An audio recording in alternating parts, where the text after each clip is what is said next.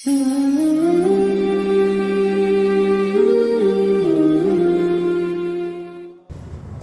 لله نحمده ونستعينه ونستغفره ونؤمن به ونتوكل عليه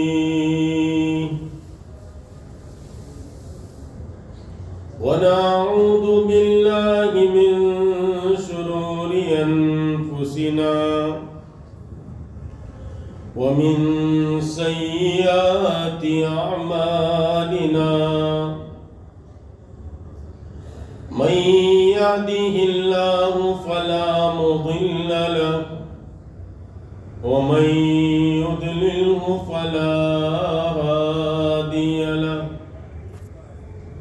ونشهد أن لا إله إلا الله وحده لا شريك له ونشهد أن سيدنا وسندنا وهادينا ومرشدنا وقاعدنا وإمامنا وإمام أنبيائنا محمدا عبده ورسوله أما بعد فأعوذ بالله من الشيطان الرجيم بسم الله الرحمن الرحيم ولتنظر نفس ما قدمت لغد واتقوا الله وقال النبي صلى الله عليه وسلم من خاف أدلج فقد أدلج بلغ المنزل ألا إن سلعة الله الغالية ألا إن سلعة الله هي الجنة أو كما قال النبي صلى الله عليه وسلم إن الله وملائكته يصلون على النبي يا أيها الذين آمنوا صلوا عليه وسلموا تسليما اللهم صل وسلم وبارك على آل سيدنا محمد وبارک وسلم۔ قابل احترام بزرگوں اور دوستو،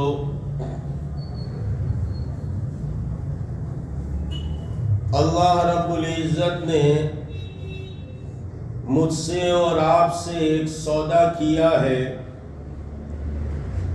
اس لیے روایات میں حضور پاک علیہ الصلاۃ والسلام نے ارشاد فرمایا من خاف ادلج، جس کو ڈر ہوتا ہے اور جس کو خوف ہوتا ہے وہ صبح سویرے جلدی چلنا شروع کرتا ہے۔ ومن ادلج فقد بلغ المنزل، اور جو بہت جلدی چلنا شروع کرتا ہے وہ منزل مقصود تک پہنچ جاتا ہے۔ پھر فرمایا الا ان سلعۃ اللہ الغالیہ، یاد رکھو اللہ رب العزت کا سودا بڑا مہنگا ہے۔ الا ان سلعۃ اللہ الغالیہ، اللہ کا سودا بڑا مہنگا ہے۔ الا ان سلعۃ اللہ ہی الجنہ، اور اس کی قیمت یہ لگائی کہ اللہ رب العزت اس سودا خریدنے کے بدلے میں جو قیمت ادا کریں گے وہ جنت ہے۔ تو اللہ کا سودا بڑا مہنگا ہے، اور اللہ رب العزت خریدنے والے ہیں اور سودا خرید چکے ہیں، اور اس کی قیمت یہ طے کر چکے ہیں کہ وہ قیمت جنت ہے۔ اس لیے قرآن کریم میں اللہ رب العزت نے ارشاد فرمایا ان اللہ اشتری من المؤمنین انفسهم واموالهم بان لهم الجنہ، اللہ رب العزت نے مومنین کے جان کو، مال کو جنت کے عوض میں خرید لیا ہے۔ ان اللہ اشتری، اللہ تعالیٰ خرید چکے ہیں، من المؤمنین، جو اللہ پر ایمان لائے ہیں، جو اللہ کو ایک مانتے ہیں، اسی کو کرتا دھرتا مانتے ہیں، ان کی جان اور مال کو اللہ نے خرید لیا۔ انفسہم و اموالہم، اور پھر آگے قیمت طے کی، بِأَنَّ لَهُمُ الْجَنَّةَ، اور ہم نے اس کو جنت کے بدلے میں خرید لیا۔ تو اللہ تعالیٰ سے میں اور آپ سودا کر چکے ہیں، ہم سب بکا ہوا مال ہے، خریدار ہم سب کا اللہ ہے، جس نے ہم سب کو خرید لیے ہیں، اور ہم سب بکے ہوئے مال ہیں۔ ہم سب نے اپنی جو ہے وہ بے کو مکمل کیا ہے، ایک رب کریم پر ایمان لا کر ہم نے یہ بات کی تائید کر دی ہے کہ یہ جان اور یہ مال ہمارا نہیں ہے، یہ جان اور یہ مال اللہ کی دی ہوئی امانت ہے، اور اللہ رب العزت اس کے خریدار ہے۔ ایسے پکے اور ٹھکے خریدار ہیں جو اپنے خریداری میں پکے ہیں، جو قیمت برابر ادا کرتے ہیں، جو اپنے سودے کو کبھی فسخ نہیں کرتے، جس کی جو ہے وہ خزانے میں قیمت کی کمی نہیں ہوتی، جس کے خزانے میں میرے اور آپ سے جو قیمت ادا کرنے کا وعدہ کیا ہے، اس وعدے میں وعدہ خلافی نہیں ہو سکتی۔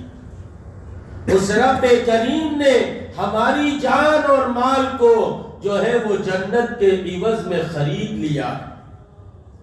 اس لیے کائنات کے امام نے صحابہ کے دلوں کے اندر یہ بات رچائی تھی، اور صحابہ جو ہے وہ حضور پاک علیہ السلام کے رنگ میں رنگ کر اس بات کی طرف جو ہے وہ اشارہ کرتے ہیں۔ بہت سارے واقعات آپ اٹھائیے۔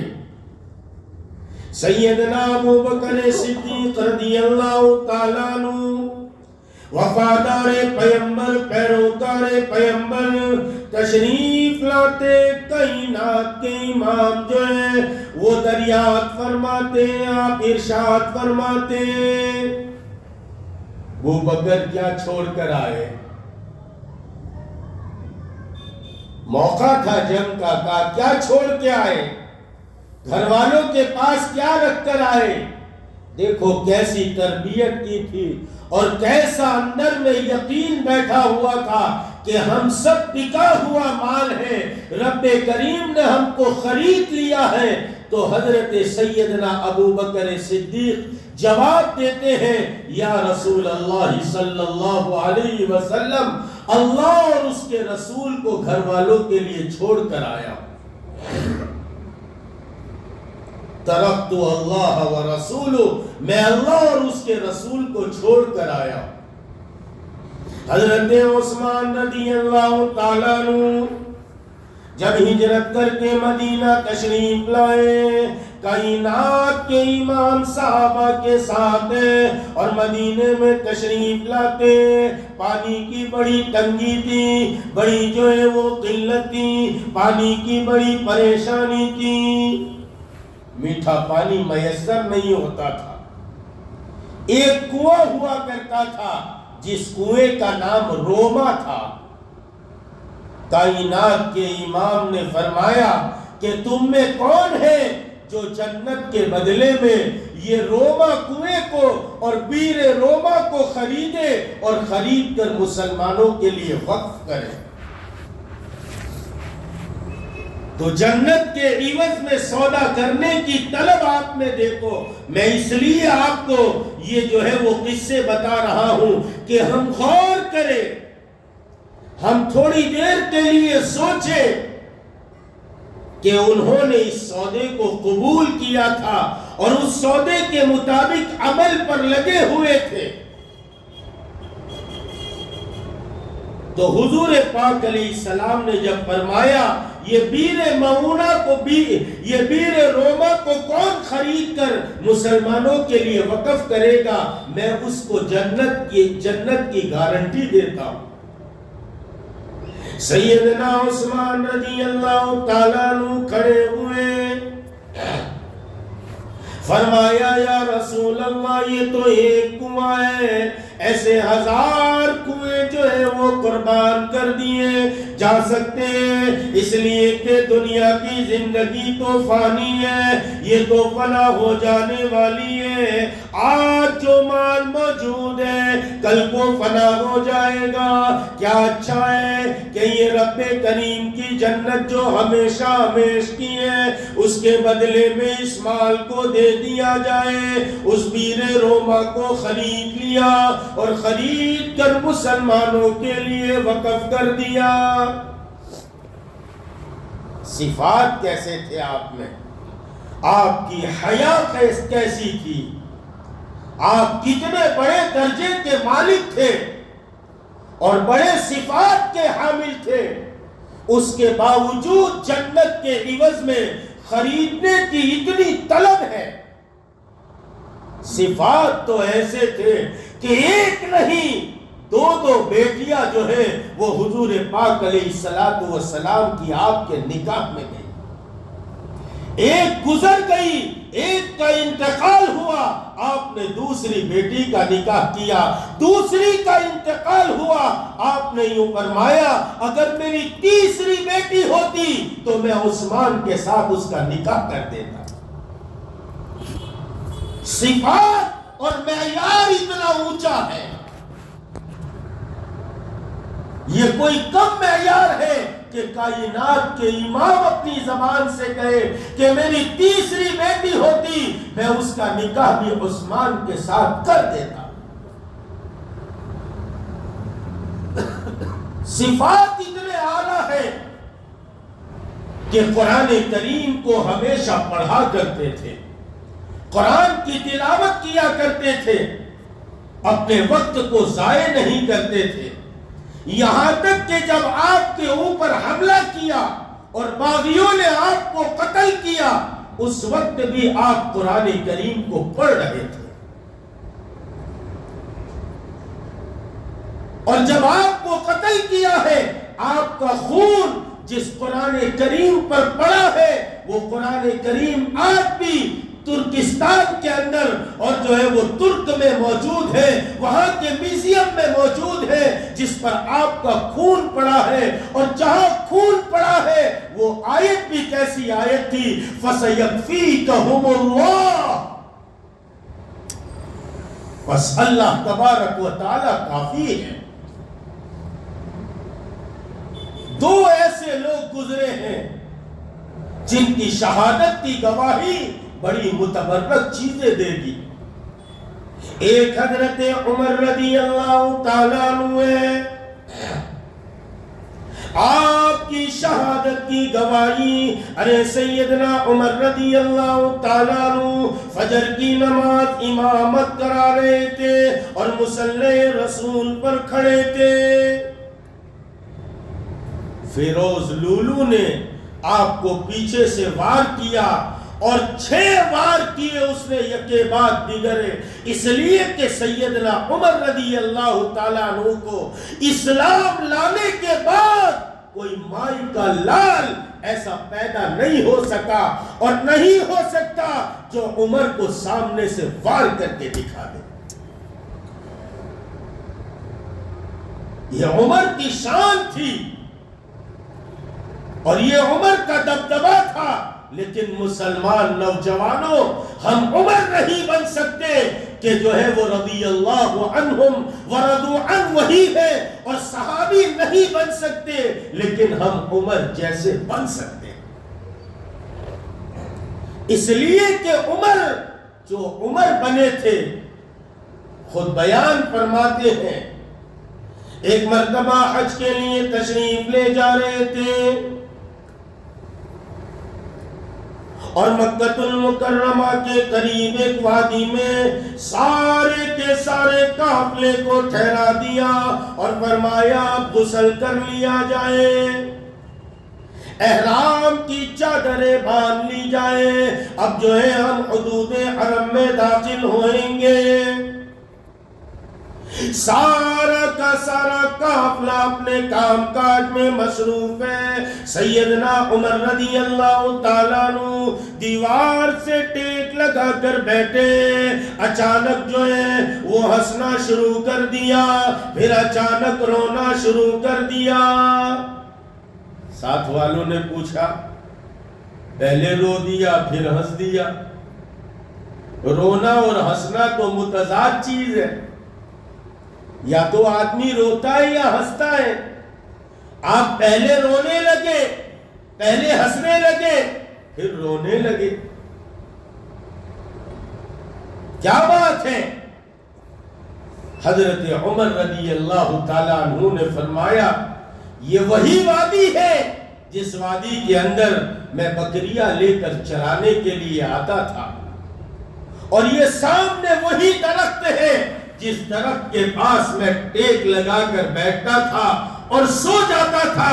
کبھی کبھی اونٹنی مجھ پر پیشاب کر دیتی تھی، اور جب میں واپس گھر جاتا تھا تو بکریاں بھی کچھ کم ہو جاتی تھی۔ میرا باپ خطاب جب بکریوں کو گنتا تھا تو کہتا تھا اتنی بکریاں کہاں چھوڑ کر آیا، اور اس کے بعد مجھے قریب کر کے میرے بدن کو سونگتا تھا تو اس میں سے اونٹنی کے پیشاب کی بدبو آتی تھی۔ میرے بال کو پکڑتا تھا اور یوں کہتا تھا کہ زمانہ میرے مرنے کے بعد یہ کہے گا کہ خطاب تو چلا گیا لیکن ایسا بچہ چھوڑ کے گیا کہ جس بچے میں کوئی بات کی عقل نہیں۔ کہا جب یہ بات یاد آئی تو میں ہنس رہا تھا کہ کیسا زمانہ تھا، لیکن دین اسلام کو میں نے اپنایا اور حضور پاک علیہ الصلوۃ والسلام کی پیروی کرنا شروع کر دی۔ ارے شاعر نے اچھے انداز میں کہا ہے نا، عمر چلے بہن کے گھر، یہ دل میں سوچ سوچ کر اڑائیں گے ہم ان کا سر جو ہے نبی کے دین پر۔ کہا کسی نے روک کر، کہاں چلے ہو اور کدھر، ذرا بہن کی لو خبر، فدا ہے وہ رسول پر۔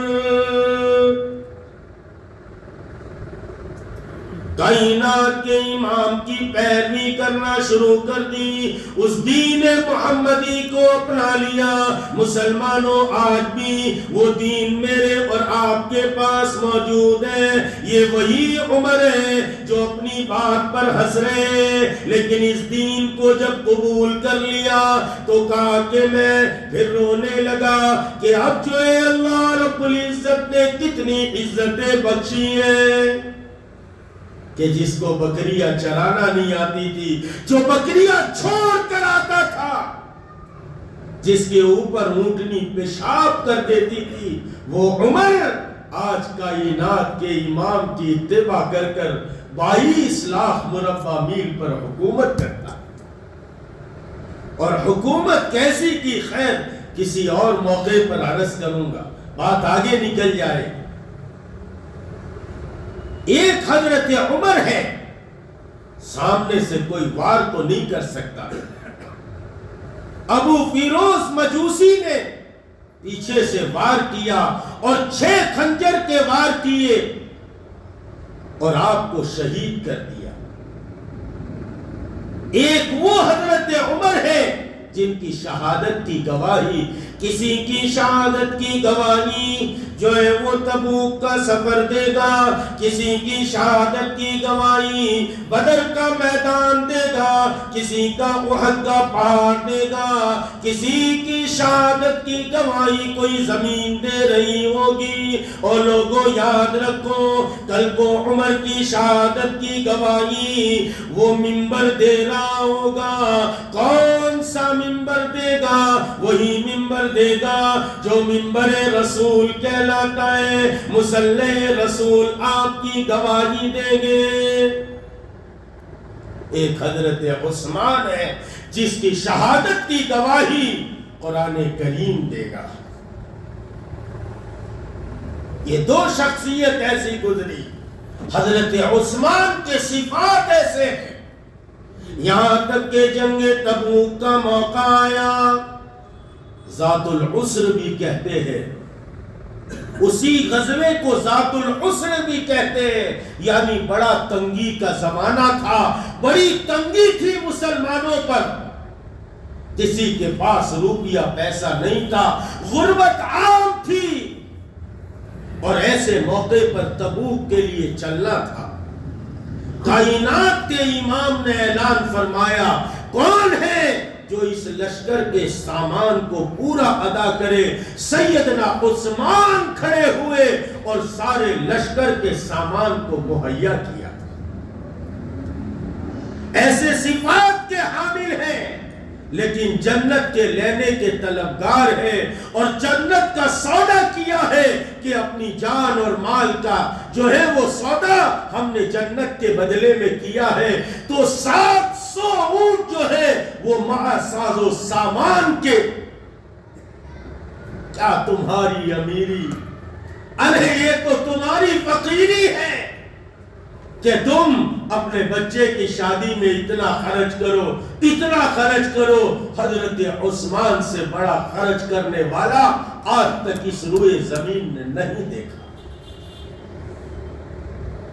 یہ حضرت عثمان اتنے صفات کے حامل ہیں، لیکن اس کے باوجود جنت کے بدلے میں اپنی جان کو، اپنے مال کو پیش کر رہے ہیں، اس لیے کہ ان کی تربیت رسالت مآب صلی اللہ علیہ وسلم نے کی تھی. ہم خریدے ہوئے مال ہیں، ہم بکے ہوئے مال ہیں، ہمارا جان ہمارا نہیں ہے، ہمارا مال ہمارا نہیں ہے، ہم نے تو جنت کے عوض میں اس کا سودا کر دیا. اس لیے یہی جذبات اندر میں صحابہ کے پنپتے تھے، اور یہی جذبات اندر میں بنے ہوئے تھے. انس ابن نضر رضی اللہ تعالیٰ عنہ بدر میں شریک نہیں ہو سکے تھے. لوگ کہتے تھے کہ یہ بدر میں شریک نہیں ہوا. حضرت انس ابن نضر فرماتے ہیں، میرا جی چاہتا تھا کہ کوئی غزوہ ہو اور اس میں اپنے ارمان کو پورا کیا جائے. حضرت انس ابن نضر رضی اللہ تعالیٰ عنہ پھر جب غزوات کا وقت آتا ہے اور غزوہ ہوتا ہے، ارے دنیا نے دیکھا ہے، آسمان نے دیکھا ہے، زمین نے دیکھا ہے. انس ابن نضر رضی اللہ تعالیٰ عنہ نے اپنے وعدے کو پورا کیا ہے کہ بِأَنَّ لَهُمُ الْجَنَّةَ، ہم نے مومنین کے جان اور مال کو جنت کے عوض میں خرید لیا ہے. انس ابن نظر جو ہے اس غزوے میں شریک ہوتے اور آگے بڑھتے ہیں، آگے بڑھتے ہیں، یہاں تک کہ شہید ہو جاتے ہیں. دشمن نے اتنے وار کیے ہیں، اتنے وار کیے ہیں کہ جب آپ کی لاش کو دیکھا گیا تو آپ کی انگلیوں کے پوروں سے آپ کی بہن نے پہچانا کہ یہ میرا بھائی ہے. مورخین نے لکھا ہے جب گنے گئے آپ کے جسم کے اوپر تیر اور تلوار کے گھاؤ کو تو 80 سے زیادہ زخم لگے تھے. بدن چھلی ہو چکا تھا، لیکن ایک جذبہ تھا کہ ہم نے اپنے جان اور مال کو جنت کے عوض میں بیچ دیا ہے. یہ اندر میں جذبہ تھا. حضرت جلیبیب رضی اللہ تعالیٰ عنہ ایک عاشق رسول کائنات کے امام کے قریب پڑے رہتے تھے. نہ گھر تھا نہ در تھا،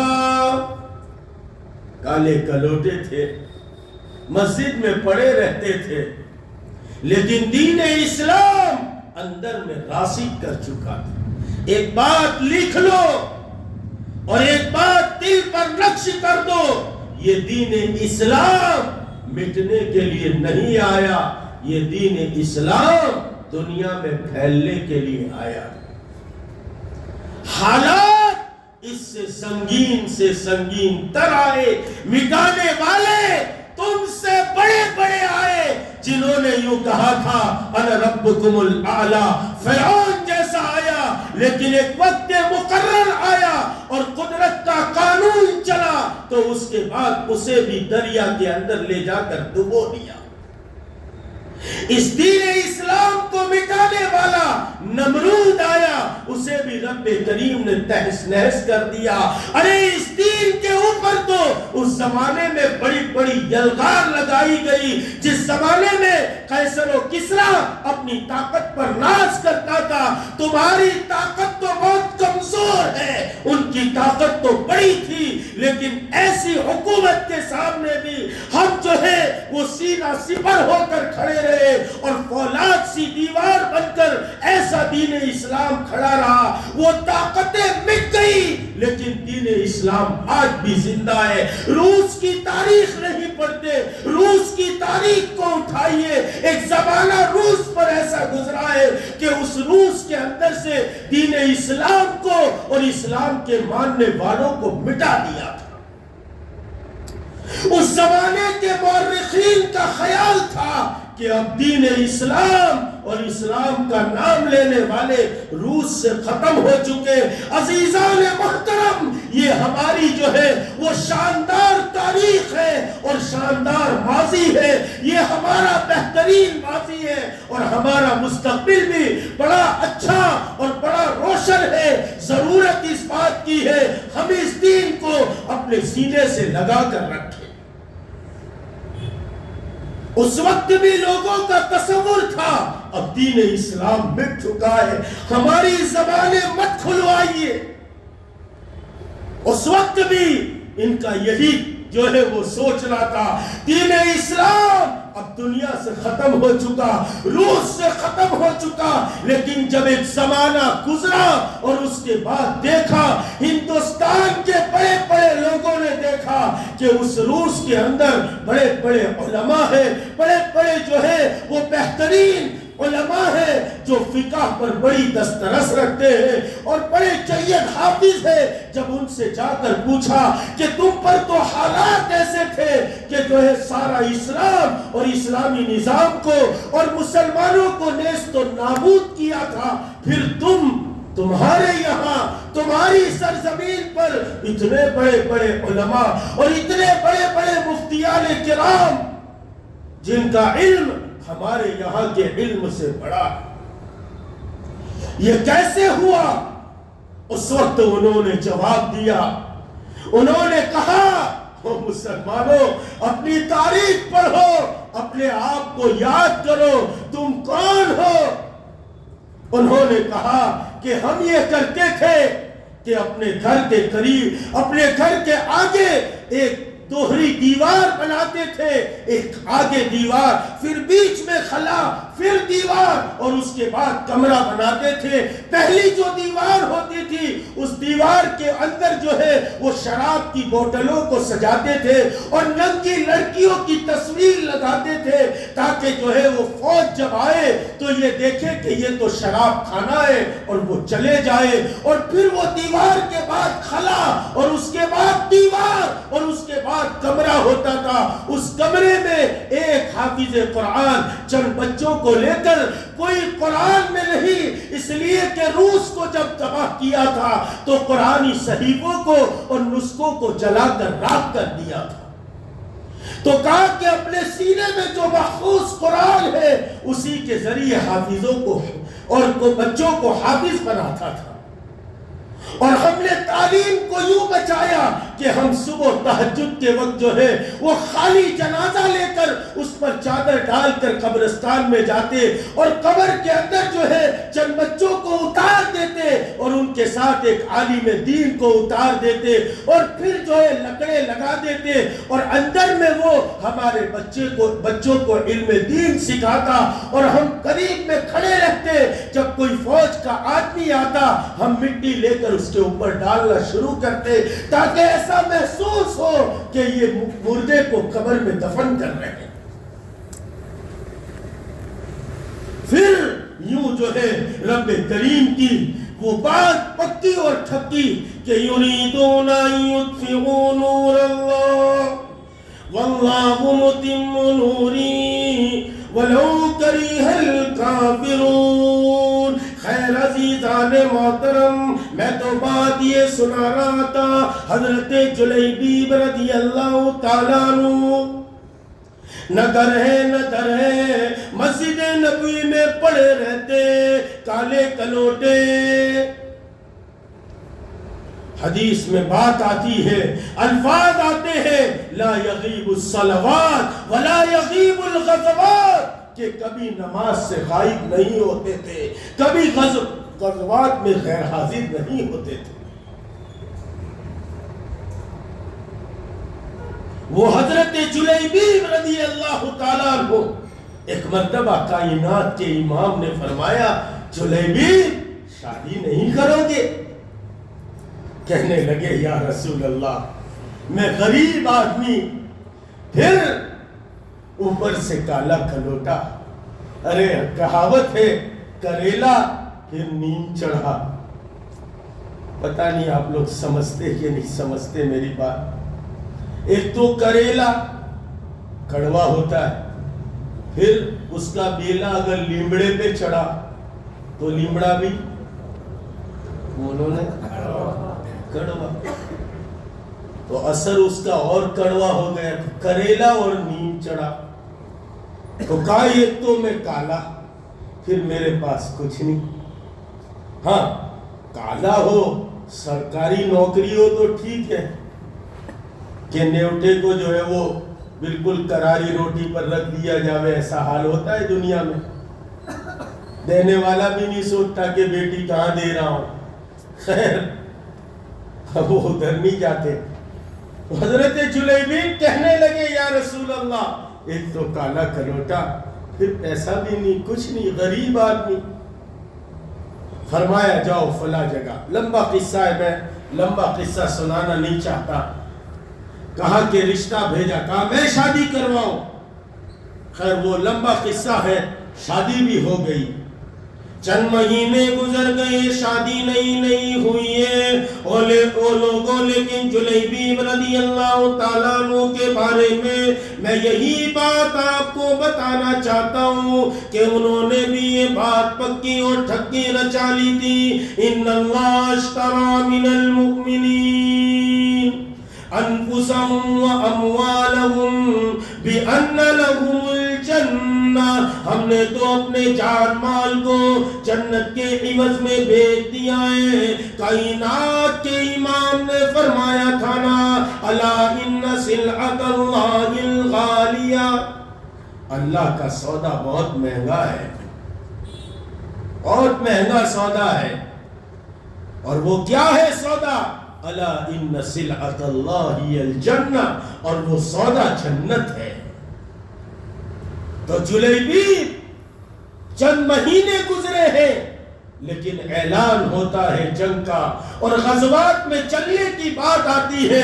حضرت جلیبیب رضی اللہ تعالیٰ عنہ بھی اس جنگ میں پہنچ جاتے ہیں۔ جنگ شروع ہو جاتی ہے، جنگ ختم ہوتی ہے۔ جب جنگ ختم ہوتی ہے، سارے کے سارے صحابہ جو بچے ہوئے وہ دیکھتے کون شہید ہو گیا، کون زخمی ہے، کون تڑپ رہا ہے، سارے کے سارے تلاش کر رہے۔ کائنات کے امام پریشان ہیں اور چہرے سے پریشانی ظاہر ہوتی ہے۔ ایک صحابی آگے بڑھتے اور پوچھتے، یا رسول اللہ کیا بات ہے؟ فرمایا کہ تم کن کو تلاش کرتے ہو؟ من یفقدہم، تم کس کو تلاش کرتے ہو؟ کسی نے بڑے صحابی کا نام لیا، پھر آواز لگائی، تم کس کو تلاش کرتے ہو؟ اور صحابی کا نام لیا، پھر آپ نے فرمایا تم تو اس کو تلاش کرتے ہو، میں تو اپنے جلیبیب کو تلاش کرتا ہوں۔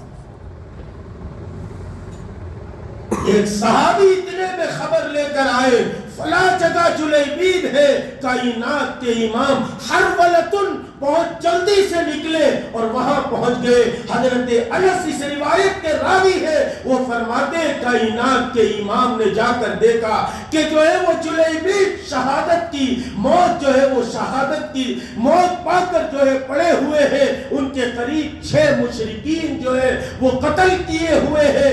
آپ نے ان کے چہرے کو اپنی گود میں رکھا, اپنے دست مبارک سے جو ہے ان کے چہرے کو صاف کیا اور پھر فرمانے لگے اور جلیبیب تو نے 6 کو قتل کیا, تو نے 6 کو قتل کیا. اور پھر ان 6 نے مل کر جو ہے اور یہ کافروں نے مل کر تجھے شہید کر دیا. حضرت انس فرماتے ہیں کہ حضور پاک علیہ السلام نے فرمایا اپنے بھائی جلیبیب کے لیے قبر تیار کرو. حضرت انس فرماتے ہیں جب قبر تیار ہو رہی تھی کائنات کے امام جو ہے وہ جلیبیب کو اپنے دونوں بازوؤں کے درمیان رکھ کر کہا کہ لا فراشا, کوئی بستر نہیں تھا الا صاعدا. حضور پاک علیہ السلام کے بازو یہ حضرت جلیبیب کا بستر تھا. جب تک ہم نے قبر نہیں کھودی اس وقت تک حضرت جلیبیب کو کائنات کے امام نے اپنی گود میں لے کر رکھا, اپنے دونوں بازوؤں سے چمٹا کر رکھا اور کہا کہ جب قبر تیار ہو رہی تھی اس وقت آپ ان کے چہرے کی طرف دیکھتے تھے اور یوں کہتے تھے کہ یا جلیبیب تو مجھ سے ہے اور میں تجھ سے ہوں. جلیبیب منا وانا منہ, اور جلیبیب تو مجھ سے ہے میں تجھ سے ہوں. حضرت عبداللہ ابن مسعود جیسے بڑے درجے کے صحابی فرماتے ہیں اس وقت ہمارے جی کی چاہت یہ تھی, ہمارے جی کی تمنا یہ تھی کاش کہ اس جلیبیب کی جگہ پر عبداللہ ابن مسعود ہوتا کہ جس کو حضور کی گود ملتی اور جس کو حضور کا یہ تمغہ ملتا کہ جو ہے وہ تو مجھ سے ہے اور میں تجھ سے ہوں.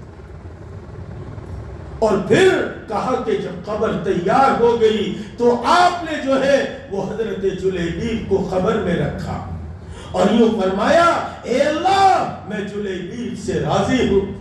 دیکھو غور کیجئے, غور کرنے کی بات یہ ہے جب جنت کے عوض میں اپنے آپ کو بیچ دیا تھا تو پھر نئی نویلی دلہن ہے لیکن چھوڑ کر جو ہے وہ اللہ کے راستے میں اپنی جان کو دینے کے لیے اور جان کے نذرانے کو پیش کرنے کے لیے آگے بڑھتے ہیں. اس لیے وَلْتَنْظُرْ نَفْسٌ مَا قَدَّمَتْ لِغَدٍ وَاتَّقُوا اللَّهَ. ہم میں سے ہر ایک دیکھے ہم آگے کے لیے کیا بھیج رہے ہیں. ہم سب کو اللہ کے سامنے کھڑا ہونا ہے. اللہ کے سامنے ہم نے جو وعدہ کیا ہے, ہم نے جو سودا کیا ہے اس کا جواب دینا ہے. رب کریم کی بارگاہ میں کھڑے ہونا ہے. یوم لا تملک نفس لنفس شیئا, اس دن کوئی کسی کا رازدار اور کوئی کسی کا جو ہے وہ پرسان حال نہیں ہوگا. ایک مرتبہ طیبہ کائنات جو ہے اچانک سوئی ہوئی اٹھ جاتی ہے اور چہرے پر آنسوؤں کی لڑی لگی ہے. کائنات کے امام بیٹھے ہیں, ارشاد فرماتے ہیں عائشہ کیا بات ہے, کیوں رو رہی ہے؟ فرمانے لگی یا رسول اللہ قیامت کا دن یاد آ رہا. پھر فرماتی ہے یا رسول اللہ ہم تو آپ کے گھر والے ہیں, قیامت کے دن آپ ہم کو یاد رکھیں گے؟ غور کرنے کا مقام ہے, کان کھول کر سن لو.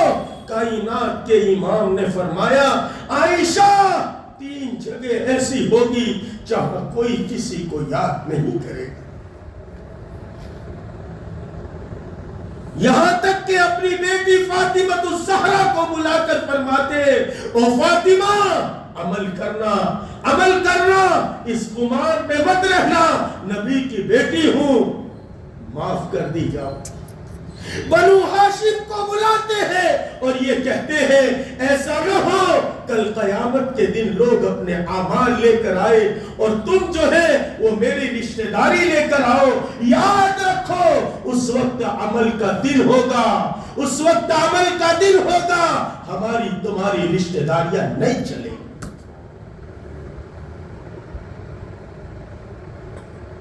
کہاں عائشہ 3 مقام ایسے ہوں گے جہاں کوئی کسی کا نہیں ہوگا. ایک کہا کہ میزان پر جب ترازو میں عمل تولے جائیں گے اللہ رب العزت جو ہے عدل و انصاف کی کرسی پر جلوہ افروز ہوں گے اور اس وقت عمل تولے جائیں گے کوئی کسی کا نہیں ہوگا. جس وقت نامہ اعمال دیے جائیں گے اس لیے لوگوں یاد رکھو فَسَيَرَ اللَّهُ عَمَلَكُمْ پس اللہ تعالیٰ ان قریب تمہارے عمل کو دیکھے گا, تمہارے عمل کو جانچے گا, تمہارے عمل کو پرکھے گا. اس لیے ہم نے جو سودا کیا ہے وہ یہ ہے کہ ایمان اور عمل صالحہ ان دو کے ساتھ ہم اپنی زندگی کو گزارے. الا ان سلعۃ اللہ الغالیہ, اللہ کا سودا بڑا مہنگا ہے اور وہ سودا الا ان سلعۃ اللہ الجنہ. اللہ تعالیٰ اس ایمان اور عمل صالح پر کوئی کمتر چیز نہیں دیں گے بلکہ اللہ تعالیٰ ہمیشہ ہمیش کی جنت میں داخل کریں گے. آج موقع ہے میرے اور آپ کے پاس وَلْتَنْظُرْ نَفْسٌ مَا قَدَّمَتْ لِغَدٍ. ہر ایک آدمی دیکھے ہم نے اپنے آگے کے لیے کیا بھیجا ہے, ہم اپنے آگے کی کیا تیاری کر رہے ہیں, ہم اپنی دنیا کی تیاری کرتے ہیں, ہمیشہ ہمیش کی آخرت کی کیا تیاری کی ہے. وَلْتَنْظُرْ نَفْسٌ مَا قَدَّمَتْ لِغَدٍ. ہر ایک نفس اپنے آپ کو دیکھے ہم نے کیا تیاری کی ہے. اس لیے عزیزو اللہ سے ہم نے سودا کیا ہے. ان اللہ اشترا من المؤمنین. اس آیت کے ذیل میں یہ چند باتیں تھی میں نے آپ کے سامنے رکھی. ہم سب بکا ہوا مال ہے, ہم سب جو ہے وہ اللہ نے ہم سب کو خریدا ہے, ہم سب جو ہے وہ خریدے جا چکے ہیں. ہمارا جان ہمارا مال یہ اللہ کی دی ہوئی امانت ہے. ہم منشأ خداوندی پر ایمان اور اعمال پر لگائے. ایک تو ایمان ہے اور دوسرا نیک اعمال ہے. اس لیے قرآن میں آپ جہاں پڑھو گے ان الذین آمنوا وعملوا الصالحات, ایمان لاؤ نیک اعمال کرو, ایمان لاؤ نیک اعمال کرو. لیکن صرف نیک اعمال کے بعد جو گناہ کی چیزیں ہیں وہ گناہ کی چیزوں کو چھوڑ دو. کسی کا حق مارا ہے اب چھوڑ دو. چند دن پہلے جب سعود کے سفر میں تھا اس وقت ایک پاکستانی سے ملاقات ہوئی. اس نے کہا ہمارے گاؤں کا قصہ ہے کہ ایک بہن جو ہے بھائی کے قبرستان میں جنازے کے ساتھ ساتھ چلتی ہے اور جب سارے لوگ دفن کر چکے ہیں اس وقت قبر پر ہاتھ اٹھا کر دعا کے لیے جب لوگ ہاتھ اٹھاتے ہیں اس وقت بہن سارے لوگوں سے پہلے ہاتھ اٹھاتی ہے اور یوں کہتی ہے اے اللہ میرے اس بھائی نے زندگی بھر مجھے اپنے میراث کے حق سے محروم رکھا, تو بھی اس کو جنت سے محروم رکھنا. اس لیے کہیں ایسا نہ ہو ہم کسی کا حق دبا کر جا رہے ہو, ہم کسی کا حق مار کر جا رہے ہو, کسی کا 1 روپیہ لیا ہے. میرے والد میرے شیخ فرماتے تھے ایک چونی کسی کی کھائی ہے تو پھر 700 مقبول نمازیں دینی پڑیں. ایک زمین کا ٹکڑا کسی کا دبایا ہے 7 زمین تک کے ٹکڑوں کا توق پہنا کر گلے میں ڈال دیا جائے گا. کہا جائے گا یہی وہ زمین ہے جس پر تو نے قبضہ کیا تھا اور تو نے جو ہے اپنا حق جتایا تھا, آج یہ زمین لے لے. اس وقت کیا کرو گے؟ وَلْتَنْظُرْ نَفْسٌ مَا قَدَّمَتْ لِغَدٍ. ہر ایک دیکھے ہم نے آگے کے لیے کیا بھیجا ہے. جانا ہر ایک کو ہے اور ہر ایک کو ان کے سامنے حساب دینا ہے. یوم لا تملک نفس لنفس شیئا, اس دن کوئی کسی کا ساتھ نہیں دے گا. اس دن نہ باپ بیٹے کا نہ بیٹا باپ کا کوئی نہیں ہوگا اس وقت. اس لیے ہم یہ تصور کریں, ہم سوچتے رہے, ہم سمجھے ہم بڑے سمجھدار ہیں, لیکن دنیا کی ذرا سی آشائش کے لیے ہم ہمیشہ کی آخرت کو ٹھوکر مارتے ہیں. یاد رکھو موت کے تھپڑ کے ساتھ یہ پتہ چلے گا کہ حقوق کی ادائیگی کیا ہوتی. اس لیے کسی کا حق مار کر نہ جاؤ. بھوکے پیاسے رہنا پڑے بھوک پیاس کو برداشت کر لو. میرے والد میرے شیخ تو فرماتے تھے بیٹا بھوک اور پیاس کو برداشت کر لیا, زیادہ سے زیادہ آدمی مرے گا تو کم سے کم جنت میں تو جائے گا. لیکن اگر اسی بھوک اور پیاس کی وجہ سے اور اس کی امید میں کہ اگر میں اس کا حق نہیں دباؤں گا، میں کسی کا مکان، کسی کی دکان، کسی کی زمین بغیر کچھ لیے چھوڑ دوں گا تو میری دنیا کا نقصان ہوگا، اس امید پر کچھ لیا ہے تو یاد رکھو وہ تو مرے گا تو وہ جنت میں، لیکن یہ تو مرے گا تو جہنم میں جائے گا، جب تک صاحب حق اس کو معاف نہ کرے، اور اس وقت کوئی معاف نہیں کرے گا۔ اسی لیے کائنات کے امام نے اپنی معافی کا اعلان اپنی زندگی میں کیا اور یوں فرمایا، لوگوں میں نے تمہارے درمیان وقت گزارا ہے، مجھ سے کسی کو تکلیف پہنچی ہو، میں نے کسی کو مار دیا ہو، کسی سے کچھ روپیہ 2 روپیہ ادھار لیا ہو، اگر مجھے یاد نہ ہو، حق باقی ہو تو حق مجھ سے لے لے، میں یہاں دے سکتا ہوں وہاں نہیں دے سکتا۔ اس لیے کسی کا حق نہ مارو، اور اپنی جان اور مال کو جو اللہ کی جنت کے عوض میں ہم نے دے دیا ہے اس کے لیے لگاؤ، اس کے لیے کھپاؤ، یہی ہماری کامیابی کا راز ہے۔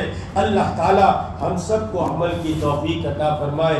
اب قبلہ رخ بیٹھ جائیں، اپنی تسبیحات کو پڑھیں۔